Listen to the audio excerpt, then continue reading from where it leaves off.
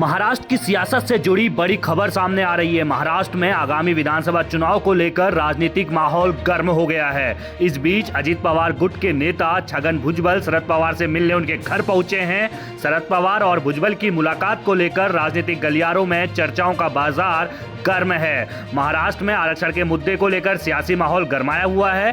दूसरी ओर यह देखा जा सकता है कि छगन भुजबल महागठबंधन में नाखुश हैं। इसलिए कहा जा रहा है कि छगन भुजबल इन्हीं दोनों मुद्दों पर चर्चा के लिए शरद पवार से मिलने पहुंचे हैं। लेकिन इस दौरे की वजह अभी तक सामने नहीं आई है कि मुलाकात आखिर क्यों की गई है। लेकिन कयास लगाए जा रहे हैं कि भाई सीधे तौर पर छगन भुजबल जो है वो महागठबंधन में नाराज चल रहे हैं। हालांकि बीजेपी के जो नेता है उनका कहना है कि अभी कई सामाजिक कार्यक्रम हो रहे हैं, इसलिए विकासात्मक और सामाजिक चर्चाएं होती हैं। राज्य में जहां कोई राजनीतिक चल रही हो वहां कभी कभी विपक्षी दल या सत्ताधारी दल मिलते हैं। इसलिए इस मुलाकात के बाद वह बताएंगे कि भुजबल और पवार के बीच मुलाकात किस बात को लेकर हुई है।